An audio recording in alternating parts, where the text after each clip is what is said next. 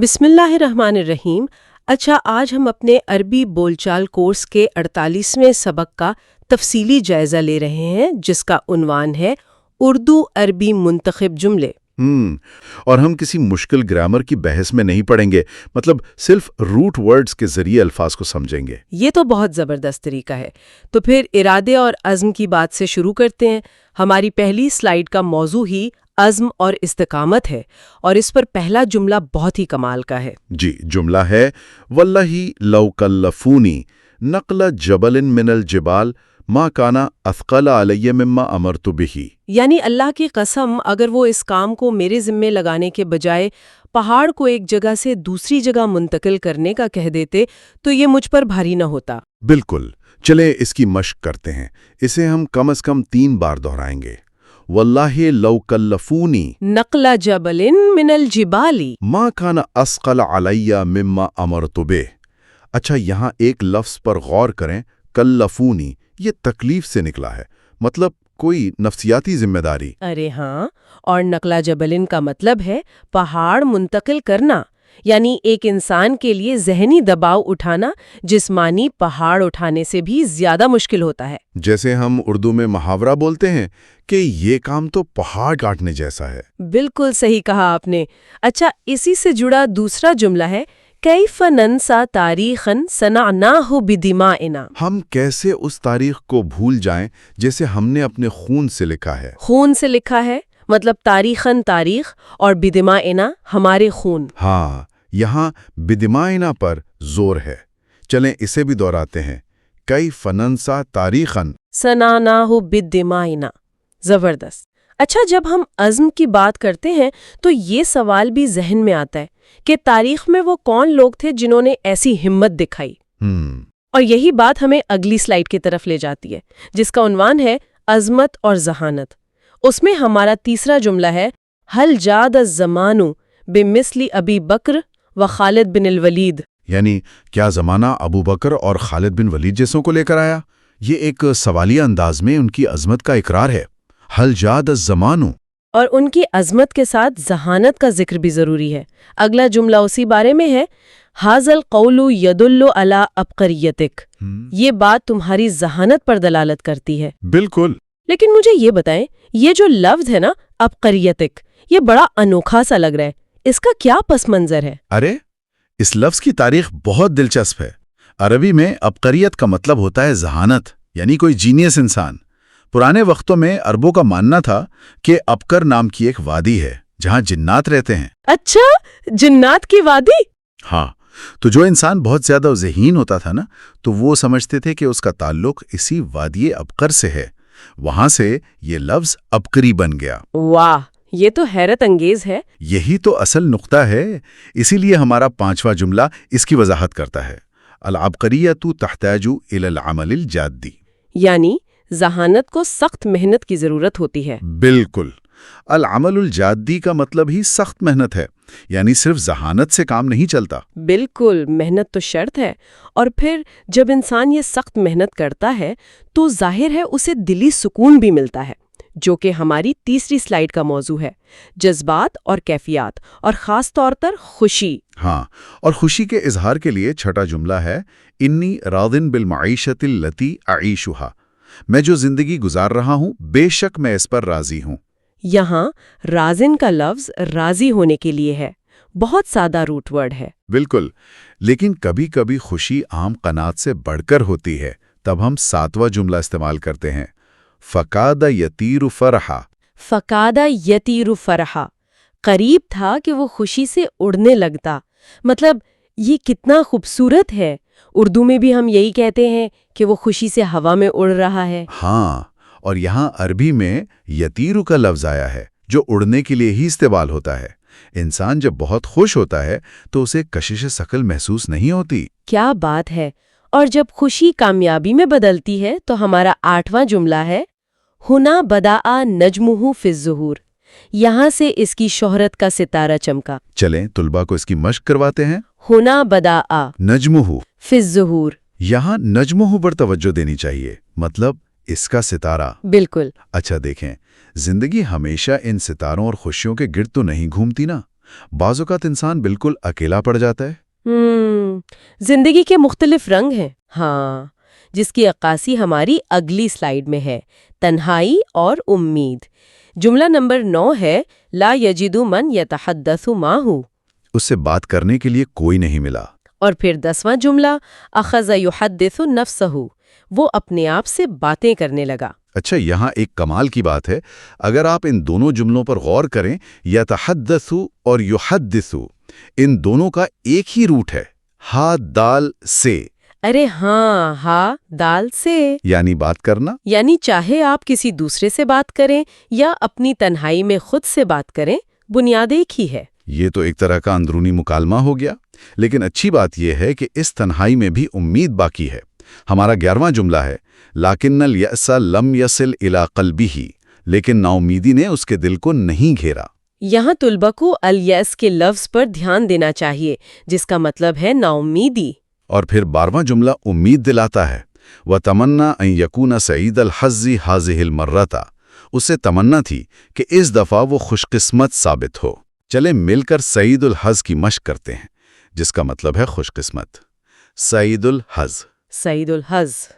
اور جب یہ خوش قسمتی کام آتی ہے اور انسان تنہائی سے نکلتا ہے تو اسے سب سے زیادہ اپنے دوست یاد آتے ہیں، ہے نا؟ بالکل، دوستوں کے بغیر زندگی کیا ہے؟ تو چلتے ہیں ہماری اگلی سلائیڈ، ملاقات اور تعلق کی طرف۔ جملہ نمبر 13، لقد اشتقت الیک کثیرا یا صدیقی، اے میرے دوست، مجھے تمہاری بہت یاد آئی۔ اس جملے میں جذبات چھپے ہیں۔ اشتقتو کا لفظ شوق اور یاد آنے کے لیے استعمال ہوتا ہے، اسے پورے احساس کے ساتھ بولنا چاہیے۔ لقد اشتقت الیک کثیرا یا صدیقی۔ واہ۔ 14واں جملہ ہے، احب ان اراک قریبا، میں چاہتا ہوں کہ تمہیں قریب سے دیکھوں۔ اور 15واں جملہ تو بہت ہی گہرا ہے، لا یمکننی ان افارقک بأی حال، میں کسی بھی حال میں تمہیں نہیں چھوڑ سکتا۔ یہاں جو لفظ آیا ہے نا، افارقہ کا، یہ فراق اور جدائی سے جڑا ہے، مطلب الگ ہونے کا دکھ۔ جی، اور خوش قسمتی سے وہ الگ نہیں ہوتے۔ 16واں جملہ بتاتا ہے، وَلَمْ تَمْضِ دَقَائِقُ حَتَّى وَصَلَ إِلَيَّ، ابھی چند منٹ ہی گزرے تھے کہ وہ میرے پاس پہنچ گیا۔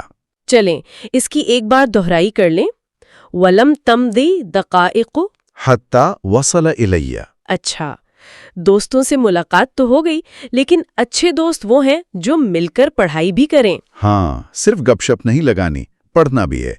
تو ہماری اگلی سلائیڈ تعلیم اور مطالعہ کے بارے میں ہے۔ جملہ نمبر 17 ہے، حان موعد المذاکرہ، اسباق کی دہرائی کا وقت ہو گیا ہے۔ یہاں جو لفظ ہے المذاکرہ، یہ مذاکرہ یا دہرائی کے لیے ہے، یعنی مل کر اسباق کو یاد کرنا۔ اور 18واں جملہ کتنا پرجوش ہے، ہیا نذاکر سویا، آئیے اکٹھے دہرائی کریں۔ اور 19واں ہے، ہیا نحل الواجب سویا، آئیے ایک ساتھ سوال حل کریں۔ یہاں میں طلبہ سے کہوں گی کہ ہیا کے لفظ کو تھوڑے پرجوش انداز میں بولیں، ہیا یعنی آئیے یا چلو۔ ہے، بالکل، اس سے روانی آتی ہے۔ اور جب مل کر پڑھتے ہیں تو نتیجہ کیا نکلتا ہے؟ 20واں جملہ ہے، لم یجد صعوبتاً فی قراءتها، اسے اس کے پڑھنے میں کوئی مشکل پیش نہیں آئی۔ زبردست، لم یجد صعوبتاً فی قراءتها۔ اچھا، یہ پڑھائی اور دہرائی کی اتنی جلدی آخر ہے کیوں؟ کیونکہ اگلی سلائیڈ کا موضوع ہے امتحانات کی تیاری۔ ارے ہاں، امتحانات کا نام سن کر تو سب گھبرا جاتے ہیں۔ 21واں جملہ ہے، اِلَى مَتَى سَتُذَاكِرُ دُرُوسَكَ، آپ کب تک اسباق دہرائیں گے؟ اور پھر دوست کہتا ہے 22واں اور 23واں جملہ ملا کر، لا تتکاسل یا اخی فالامتحانات علی الابواب، بھائی سستی نہ کریں، امتحانات بہت قریب آ گئے ہیں۔ یہاں لا تتکاسل کا لفظ کسل یا سستی سے ہے۔ اچھا ایک منٹ، فالامتحانات علی الابواب، اس کا لفظی مطلب تو یہ بنتا ہے کہ امتحانات دروازوں پر کھڑے ہیں۔ کیا عربی میں امتحانات قریب آنے کو دروازے پر کھڑا ہونا کہتے ہیں؟ بالکل، جیسے ہم اردو میں کہتے ہیں نا، امتحانات سر پر آ گئے ہیں۔ یہ وقت کو ایک جگہ یا مقام کے استعارے میں بیان کرنے کا بہت خوبصورت طریقہ ہے۔ دروازے پر ہونے کا مطلب ہے اب بچنے کا کوئی راستہ نہیں۔ واہ، چلے مل کر اسے دہراتے ہیں، فالامتحانات علی الابواب۔ فالامتحانات علی الابواب، اور امتحان دینے سے پہلے دعا بھی تو دینی چاہیے۔ 24واں جملہ ہے، اتمنى لك التوفیق فی الامتحان. میں آپ کے لیے امتحان میں کامیابی کی دعا کرتا ہوں. اتمنى لك التوفیق فی الامتحان. لیکن دیکھیے، یہ کاغذی امتحان تو پاس ہو جائیں گے. زندگی کا جو اصل امتحان ہے نا، وہ ہمارا کردار اور اخلاق ہے. آپ نے بالکل صحیح کہا، اور اسی لیے ہماری آخری سلائیڈ اخلاق اور نصیحت کے بارے میں ہے. 25واں جملہ ہے ان ابانا اودنا منذ الصغر ان نکون امنا. ہمارے باپ نے بچپن سے ہماری تربیت کی کہ ہم امانت دار بنیں. یہاں امنا امانت داروں کو کہتے ہیں. ہاں، اور امانت کا لفظ امن سے نکلا ہے، یعنی وہ شخص جس کی موجودگی میں آپ خود کو محفوظ محسوس کریں. چلیں اسے دہراتے ہیں. ان نکون امنا. ان نکون امنا. اور 26واں جملہ زندگی کا ایک بہت بڑا اصول ہے. علیک ان تفکر قبل ان تتکلم. تمہیں چاہیے کہ بولنے سے پہلے سوچو. یہ بہت اہم ہے. علیک ان تفکر قبل ان تتکلم. اگر انسان اس پر عمل کرے تو پھر وہ فخر سے ہمارا 27واں اور آخری جملہ کہہ سکتا ہے. چلے، یہ جملہ تھوڑا طویل ہے تو ہم اسے ٹکڑوں میں دہرائیں گے. انی لم افعل شیئا میں نے ایسا کوئی عمل نہیں کیا استحق علیہ العقاب. جس پر مجھے سزا ملے. انی لم افعل شیئا استحق علیہ العقاب. یہ تو ایک مطمئن ضمیر کی آواز ہے. بالکل. اور اس پوری گفتگو کو اگر ہم سمیٹیں تو آخری سلائیڈ پر ایک بہت ہی سنہری اصول لکھا ہے. ہاں، وہ کیا ہے؟ من جدہ وجدہ، یعنی جس نے کوشش کی اس نے پا لیا. چلیں دونوں مل کر پڑھتے ہیں. من جدہ وجدہ. من جدہ وجدہ.